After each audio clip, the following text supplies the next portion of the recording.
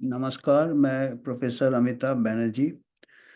हम कुछ दिनों से हम लोग सोच रहे हैं, हमारे जो चर्चा भी कर रहे हैं कि ये कुछ मनोविज्ञान के बारे में भी हमको विचार करना चाहिए कि कुछ लोग कुछ चीज़ें को देख के भी अनदेखा कर देते हैं।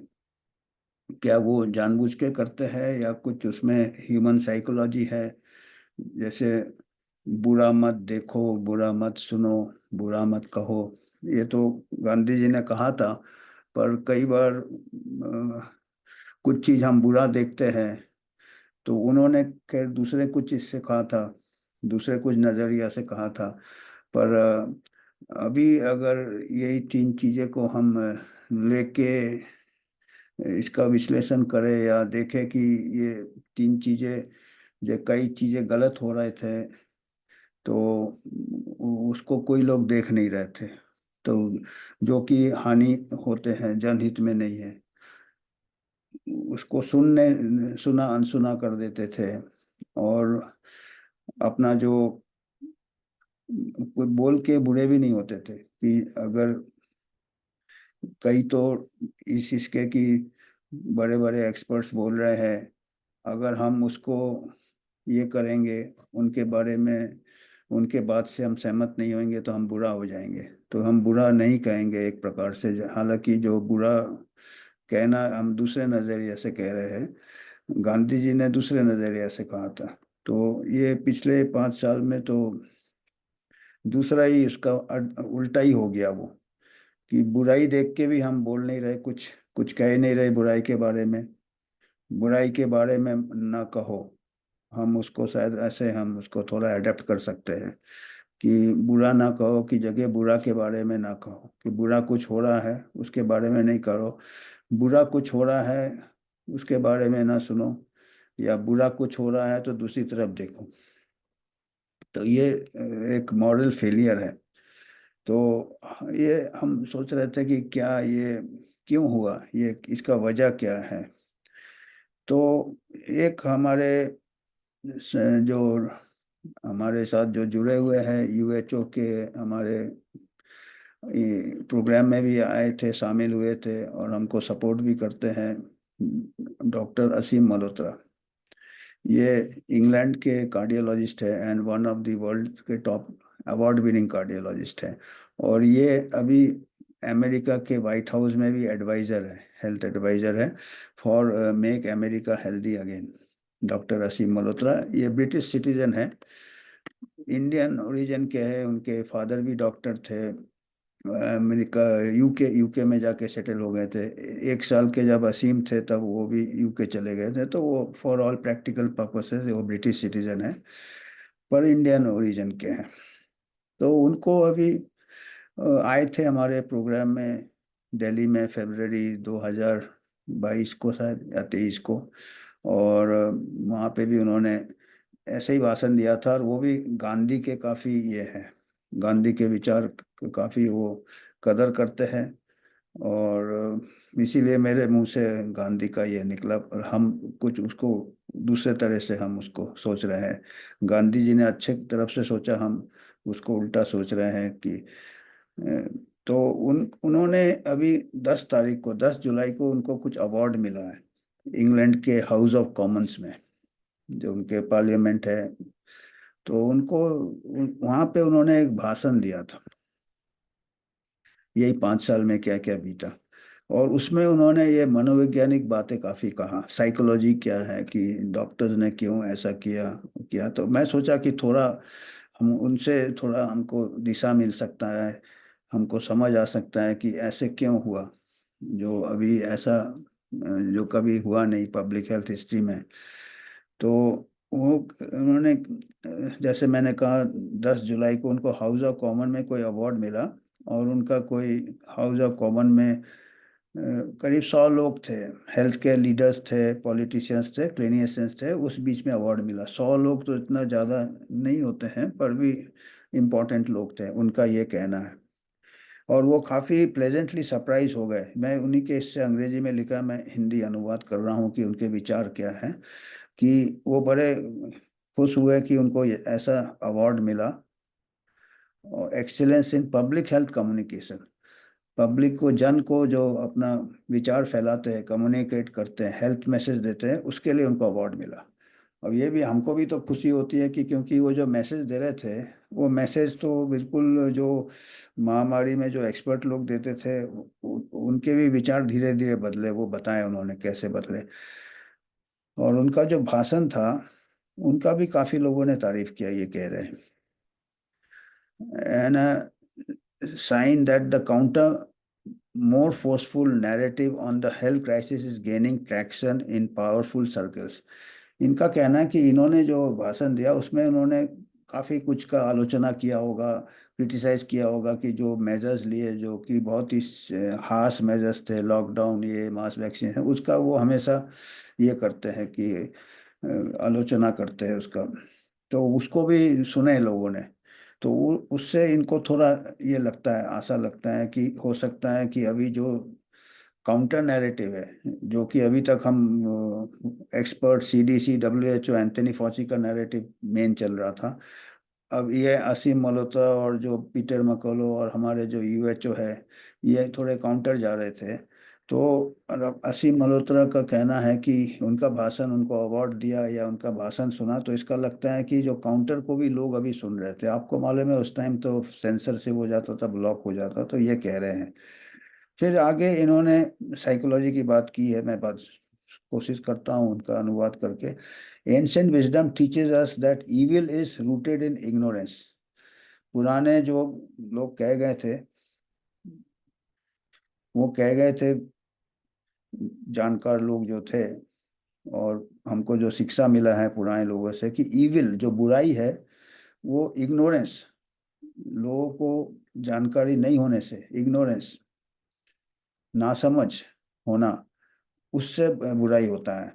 पर वो कहते हैं, जो स्टीवन हॉकिंग थे, स्टीवन हॉकिंग थे हमारे बहुत फिजिक्सिस्ट थे, जो कि व्हीलचेयर में रहते थे, उनको पूरा बॉडी था, और वो one of the greatest scientist थे। वो कहते हैं कि greatest enemy of knowledge is not ignorance but the illusion of knowledge. Ignorance है ना, कोई चीज ना जानना से बुराई नहीं आता है। वो स्टीवन हॉकिंग को कोट कर रहे हैं कि कोई चीज आपको मालूम नहीं है, उससे बुराई नहीं आता है। बुराई किस, इविल, इविल जो पाप जो आता है, वो आता है इल्यूजन ऑफ नॉलेज, कि आपको लगता है कि आपको मालूम है सब कुछ, गलत फहमी। इल्यूजन ऑफ नॉलेज मतलब गलत फहमी कि आपको ज्ञान है। वो सबसे बड़ा कारण है बुराई का। इस दुनिया में जितनी भी बुराइयां होती है, ये होते हैं। तो ये एक साइकोलॉजी में एक ये है।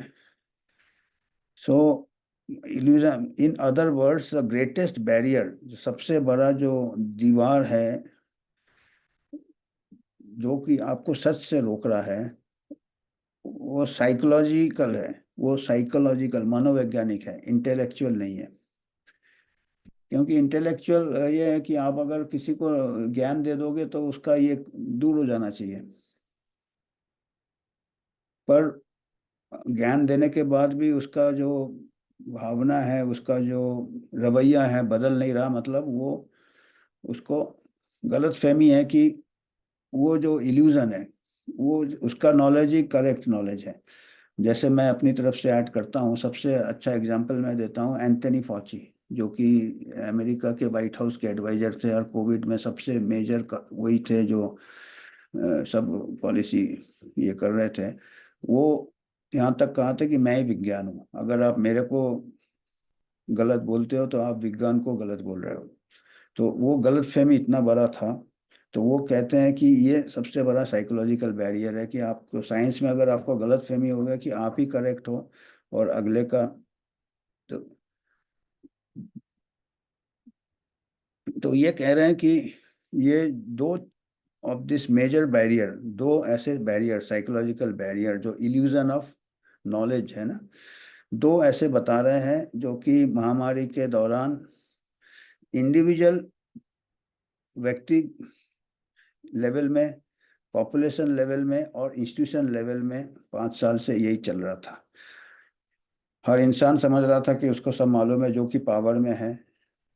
हर पॉपुलेशन को भी वो नज़रअंदाज कर दिया है। गलत नॉलेज दे के पॉपुलेशन सोच रहा था वो सही नॉलेज है, क्योंकि इन्फ्लुएंसर लोग जो बातें बोलते हैं दूसरे के ऊपर प्रभावित पड़ते हैं। और बड़े बड़े इंस्टीट्यूशंस थे, जैसे ऑर्गेनाइजेशंस थे, CDC, WHO, हमारे यहाँ ICMR ले लो, ये ले लो। 5 साल में वर्ल्ड उल्टा हो गया, कहते हैं अंग्रेजी में turned upside down at the start of the Covid pandemic. वो कह रहे हैं कि ये जो है, ये कोविड पैंडेमिक में शुरुआत में ही ये दुनिया उल्टी हो गई है, नॉलेज की दुनिया। सही को गलत और गलत को सही, ऐसा चल रहा था उनका कहना है। और लोग यही समझ रहे थे, गलत को सही समझ रहे थे, सही को गलत समझ रहे थे। और जो लोग सही बात बोलते थे, जो साइंटिस्ट, उनको सेंसर कर दिया जाता था, ब्लॉक कर दिया जाता था। The first of this we can call relate is the emotional phenomena of fear. अभी वो भावनाओं के ऊपर आ जाते हैं।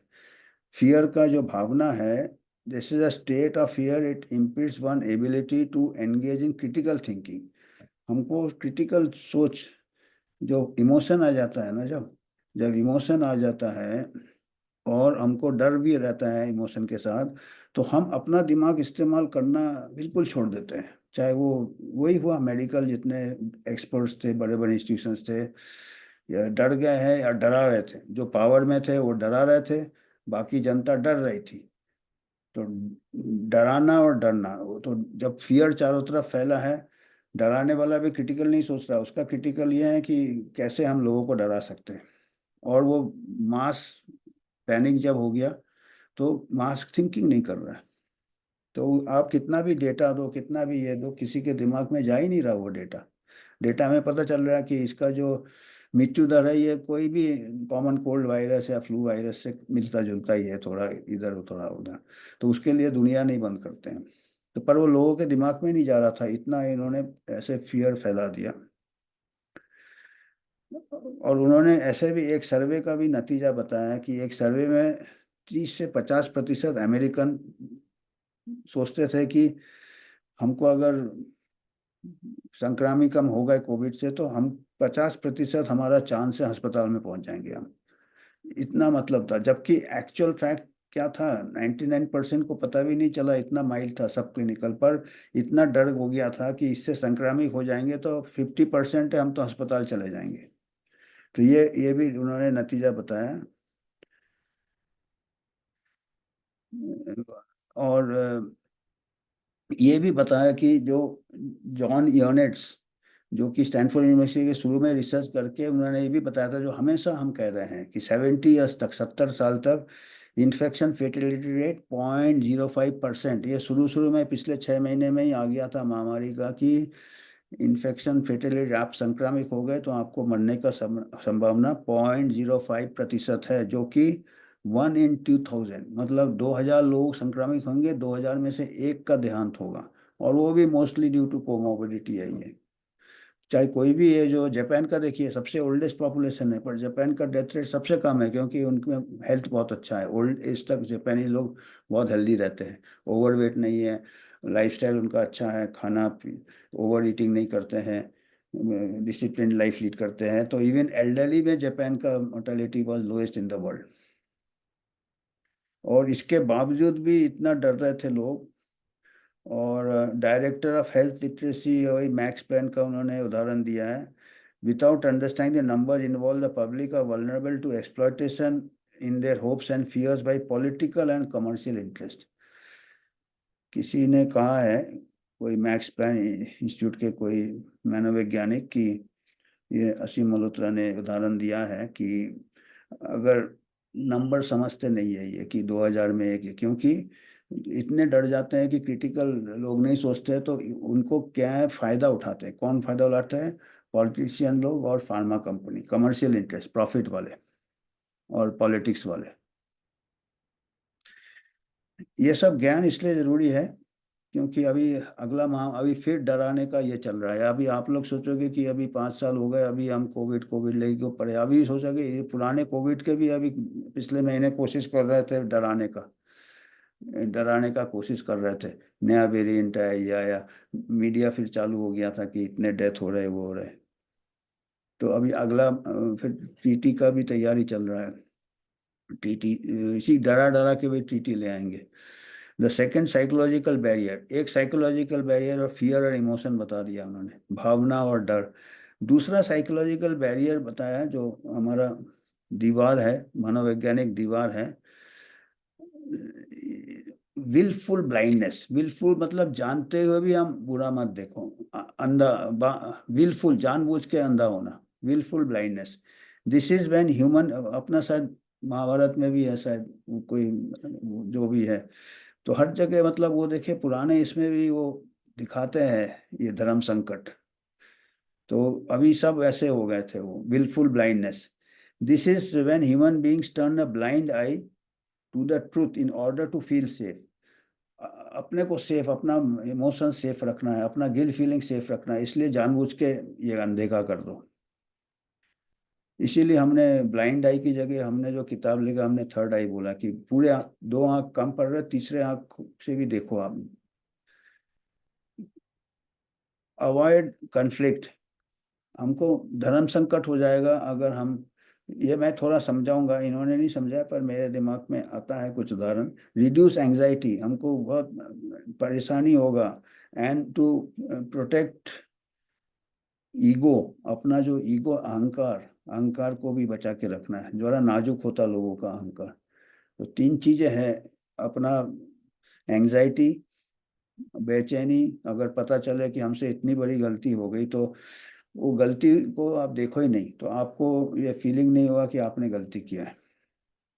एग्जाम्पल ऑफ दिस दिया उन्होंने उदाहरण, turning a blind eye to the affair of your partner.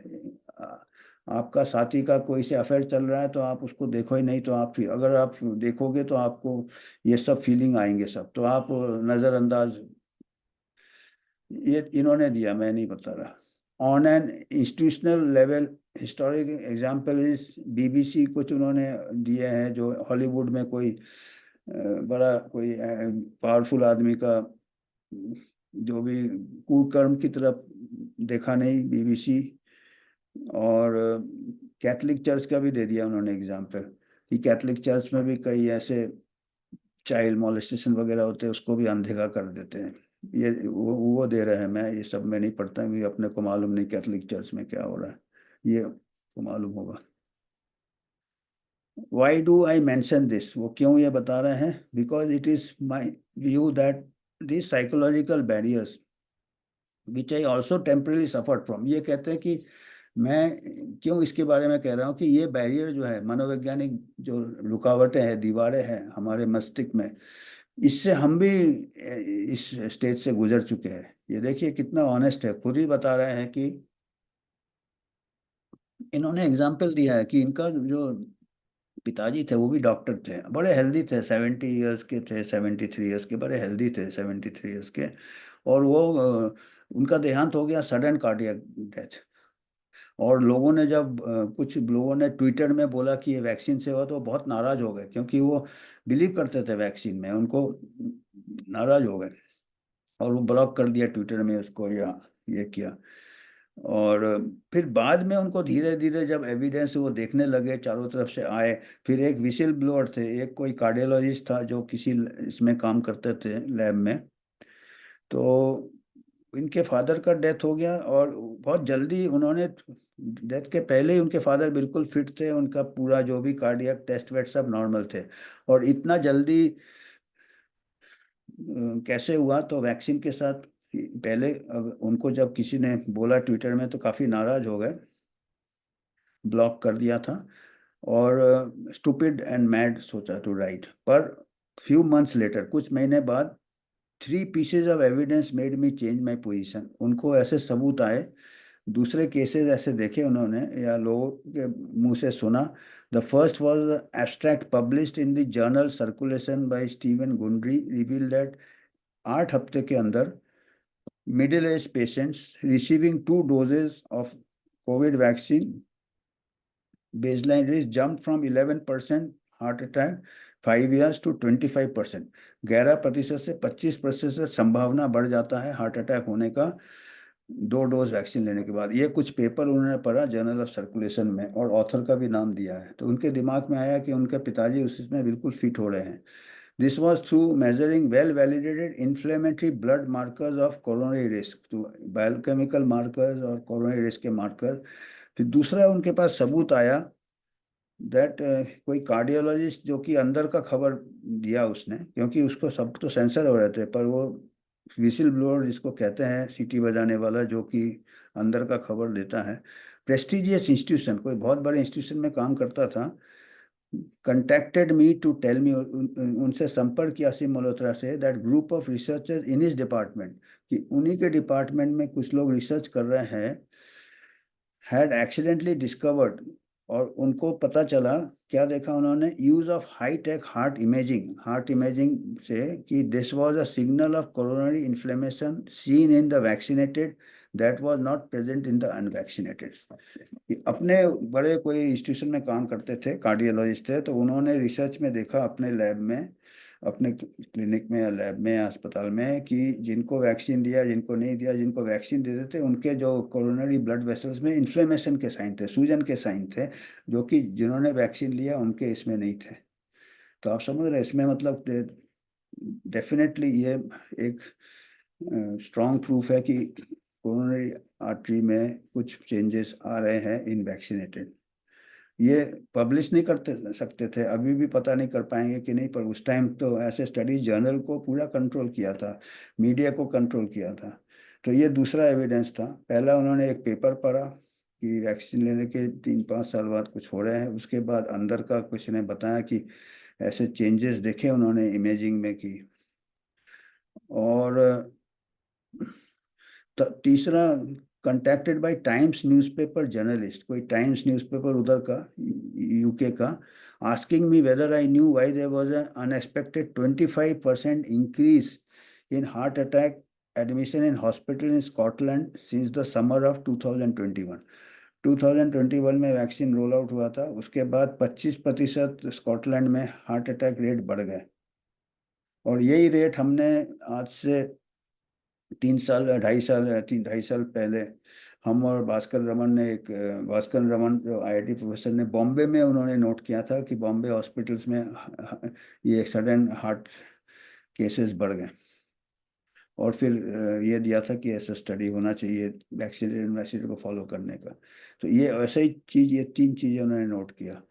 पहला कि ऐसे पेपर पढ़ा उन्होंने कोई शोध, उसके बाद किसी ने बताया कि इमेजिंग में, और तीसरा है कि पॉपुलेशन लेवल डेटा, ये 3 से उनके दिमाग में फिर उनका क्रिटिकल थिंकिंग बचा था, और उनको लगा कि ये हानि हो रहा है इससे, टीके से। Ultimately decided to do my own critical analysis, और उन्होंने खुद अपना शोध चालू किया, analysis risk versus benefit, and concluded in a peer-reviewed paper published in the Journal of Insulin Resistance that there needs to be a moratorium on the COVID vaccine. उन्होंने खुद research किया, फिर पब्लिश किया, रिस्क बेनिफिट एनालिसिस करके, कि रोक लगना चाहिए इस पे। The data of not rare serious harms with plausible biological is overwhelming. Rare भी नहीं हो रहा है, उनका कहना था कि 25% बढ़ गए, और बायोलॉजी भी बता रहा है, वो वेसल में चेंज दिख रहा है वैक्सीनेटेड में। I just mentioned the most important one. Reanalysis of Pfizer and Moderna original randomized trial revealed one was more likely to suffer serious harm at a rate of at least 1 in 800। ये देखिए 1 in 100 मैं बोलता हूँ हमेशा, ये बता रहे हैं। देखिए ये फिगर मेरे को अच्छा है, इसमें फिर से मेरे को मिल गया कि उनका कहना है कि जो ट्रायल थे फाइजर के, मॉडर्ना के, उसमें सीवियर जो थे 1 in 800 in the short term, that one was to be hospitalized with COVID. That means disability, life-changing events or hospitalization. In other words, if independence had been done as beginning, it's likely that mRNA would not have to। इतने बड़े risk में 1 in 800 में बोलते हैं कि अगर independent ये trial data बाद में रिलीज किया, वो भी शायद कोर्ट में जाना पड़ा था, जो फाइजर तो बोला था 75 साल बाद डेटा देगा, पर कोर्ट में जाके फिर रिलीज किया, तब पता चला कि ये serious side effect 1 in 800 trial में, ये बता रहे हैं इसमें। As I predicted at the time that Pfizer had fueled the mandate narrative in the summer by paying tens of thousands of dollars to respected grassroots organization in the US to push the agenda. ये बताया कि फाइजन ने पैसे भी दिए थे, कितने दिए थे, tens of thousands of dollars to respected grassroots organisations, छोटे मोटे ग्रास रूट ऑर्गेनाइजेशन, जैसे अपने यहाँ कोई सोसाइटी हो, लायंस क्लब, इस टाइप के उधर भी होंगे, तो वैक्सीन को प्रमोट करने। The best description of such behaviour was given over 20 years ago by former psychologist Robert Harre and law professor Joel Bacon, specifically big corporations as legal entities in their pathological pursuit of profit fulfill all the criteria of psychopath। ये कहते हैं जो big profit वाले होते हैं corporate, और ये इनके पूरे क्राइटेरिया मिलते हैं कि साइकोपैथ से। साइकोपैथ क्या है? जन का दुश्मन, साइकोपैथ। साइकोपैथ इंसान का दुश्मन, psychopath. Some examples include callous unconcern for safety others, safety का उनको कोई फिक्र नहीं है, खाली प्रॉफिट का है। इनकैपेसिटी टू एक्सपीरियंस गिल्ट, उनका गिल्ट भी नहीं फील होता, उनको आत्मग्लानि भी नहीं फील होता।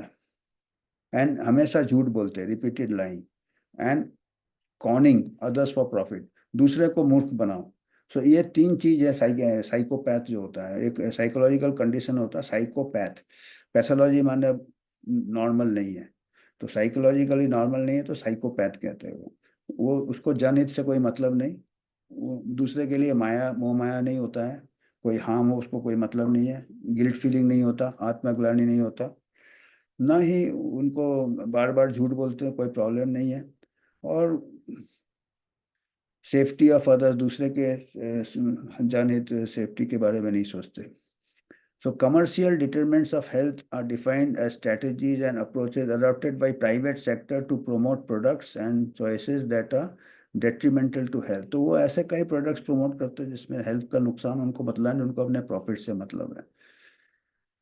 Richard Horton in the Lancet also attended one of my lectures, We are living in a corporate tyranny।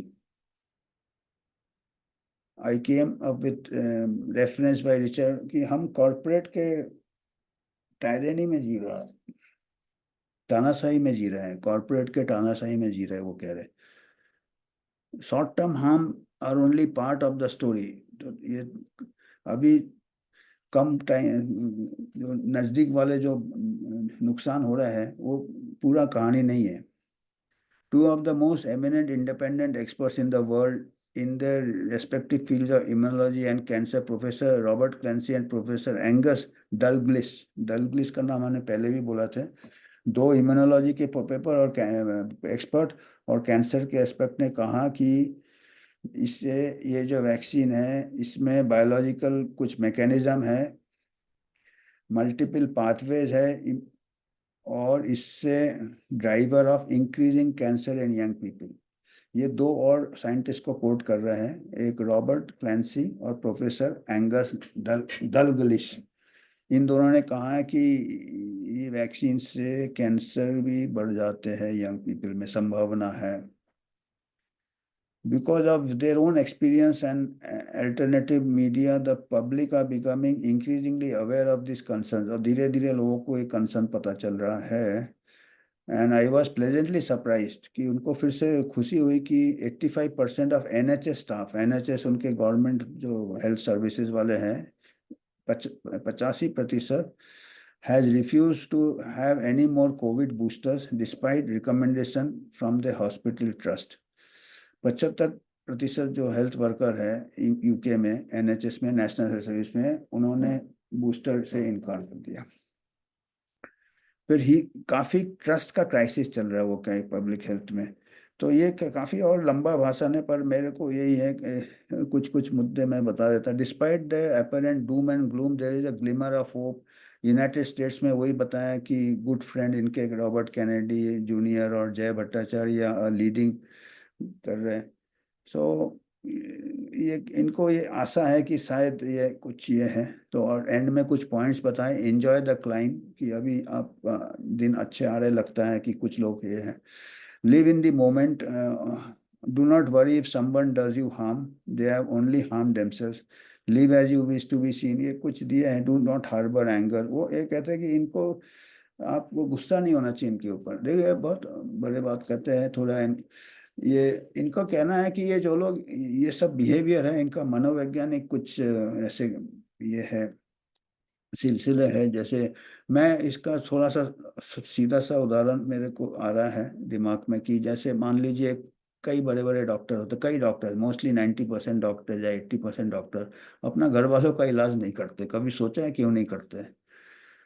देखिए मेडिसिन काफ़ी अनसर्टेन ये है, कोई कोई चीज़ सर्टेन नहीं है क्योंकि ह्यूमन वेरिएशन बहुत है। अच्छे से अच्छे सर्जन से कई बार गलती हो जाता है, अच्छे से अच्छे डॉक्टर से गलती हो जाता है, और जानबूझ के नहीं होता है। तो अगर वो अपने घर वाले को ट्रीट करे और खुदा ना खास कर कुछ ऐसा हो जाए कॉम्प्लिकेशन, जो कि जानबूझ के नहीं होता है, ये जो डॉक्टर के अगेंस्ट भी जो मूवमेंट चल रहा है वो भी ठीक नहीं है कि वायलेंस अगेंस्ट डॉक्टर, ये कोई डॉक्टर नहीं चाहेगा अपना पेशेंट मारने, पर हो जाता है। पर अगर इसीलिए वो हिचकिचाता है कि अपने घर वाले को दूसरे डॉक्टर से ट्रीट कराओ, अपन को नहीं मतलब है। तो अपन इसका अगर पेशेंट का, हमारे घर वाले का ही किसी का दुष्प्रभाव हो जाता है हमारे ट्रीटमेंट से, तो उस गिल्ट से हम जी नहीं पाएंगे। तो वो कैसे, तो अभी जो हुआ है, आप सोचो एक पूरा बड़ा कंट्री है, पूरा पूरे ही घर वाले हैं, brother Indians, brother Americans, brother, तो हर गवर्नमेंट जो भी है, कुछ लोग ने एक्सप्लॉइट किया है, पर जितने भी लोग जोश में आ गए थे लोअर लेवल में, उनको समझ नहीं है, डॉक्टर्स है ये है, वो अच्छे इससे दिए कि चलो ये वैक्सीन जान बचाएगा। क्योंकि जो डॉक्टर्स भी डब घबरा गए थे जिस हिसाब से प्रोपेगेंडा हुआ, बड़े बड़े इससे आ रहे थे, WHO से आ रहे थे, ICMR से आ रहे थे, तो वो भी बोल रहे थे इनको तो ये होगा। और खुद वैक्सीन प्रमोट किया, खुद भी लिया, खुद घर वाले को भी दिलवाया, आउट ऑफ टर्न भी दिलवाया कई लोगों ने। तो डॉक्टर अग्रवाल का भी आया था वीडियो कि वो उसको खुद जाके लगा लिया, उनकी वाइफ चिल्ला रही है कि मेरे को क्यों नहीं लगाया। ये आया था, आपको याद होगा, डॉक्टर के अग्रवाल थे जो बेचारे, उनका भी देहांत हो गया वैक्सीन लेने के बावजूद भी, पता नहीं कोमोबिलिटी होगा। तो ये एक फीलिंग होता, तो हमारे को अभी हमारे देशवासियों को ही अगर डॉक्टर कैसे ये करेगा कि अपना परिवार जैसे ही है, थोड़ा एक्सटेंडेड परिवार, अपने परिवार को भी लगवाया होगा ना उसने। मेजोरिटी ऑफ डॉक्टर्स ने खुद भी लिए हैं, अपने परिवार को भी लिए हैं। तो अभी वो कैसे कबूल कर लेंगे कि कुछ साइड इफेक्ट हो सकता है या कुछ दुष्प्रभाव हो सकता है, कुछ सीरियस दुष्प्रभाव भी हो सकता है, कैसे कबूल कर लेंगे? और हमने देखे हैं डॉक्टर के फैमिली में भी, हमने सडन डेथ देखे हैं, पर वो कबूल नहीं कर सकते, वो उसको अलग ही, उसको मतलब डिनायल कहते हैं उसको साइकोलॉजिकल में, डिनायल, क्योंकि वो फिर उस गिल्ट से जीना मुश्किल हो जाता है। तो ये मेरे, ये है कई ऐसे साइकोलॉजिकल फैक्टर्स होते हैं, पर हमको अभी ये जो हो गया अभी, ये तो ये नहीं कर सकते अपन, रिवाइंड नहीं कर सकते एक्चुअल लाइफ में। पर हमारे को जन जागरण ये है कि ऐसे हड़बड़ाहट में आगे फिर महामारी की तैयारी हो रही है, आगे फिर RT-PCR टेस्ट होगा, आगे फिर वैक्सीन तैयार है, निपा वायरस का तैयार है, इसका तैयार है, उसका तैयार है। तो आगे थोड़ा हमको रेजिस्टेंस करना चाहिए कि भाई होले होले, इतना जल्दी नहीं। इसका ऊपर साइंटिफिक डिस्कशन होना चाहिए, आप दूसरे साइंटिस्ट को ब्लॉक मत करो, ओपन डिस्कशन हो। और अभी जो महामारी हो गया है उसके जितने भी ये है उसको भी पहले फिर से जांच करो, क्या गलती हुआ क्या हुआ। ये नहीं कि चलो हम गलती निकाल रहे हैं पर हम फ्यूचर में ऐसी गलती फिर से न करें। तो हमने कुछ अंश दिए हैं असीम मल्होत्रा के भाषण में। और असीम मल्होत्रा थोड़े मेरे को तो, मैं कई बार इंटरेक्ट किए, हम लोग के बाकी WHO मेंबर्स ने भी इंटरेक्ट किए हैं, थोड़े वो जल्दी खुश हो जाते हैं, थोड़े बहुत जल्दी ये हो जाते हैं। अब उनको अवार्ड दे दिया है, हो सकता है दे दिया उनको खुश करने के लिए अवार्ड, और भाषण दे दिया, भाषण में लोगों ने ताली बजाया, पर उसको कैसे एक्सेप्ट करते, क्या UK में चेंज आएगा, इतना आसान नहीं है बताना। क्योंकि UK में ही एक एंड्रू ब्रिजन थे जो कि काफ़ी पार्लियामेंट में बोलते थे UK के इसमें, और उनको धीरे धीरे उनके पार्टी ने निकाल दिया, अभी धीरे धीरे वो पॉलिटिक्स से बाहर ही होगा, कर दिया उनको धकेल के बाहर। तो पता नहीं चलता क्योंकि ये काफ़ी स्ट्रांग फोर्सेस है। और तो जो भी है ये सब विचार करने का ये है, बातचीत करने का ये है, और अगला ऐसे महामारी फिर से नहीं आना चाहिए, एक प्रकार से फर्जी महामारी। तो धन्यवाद।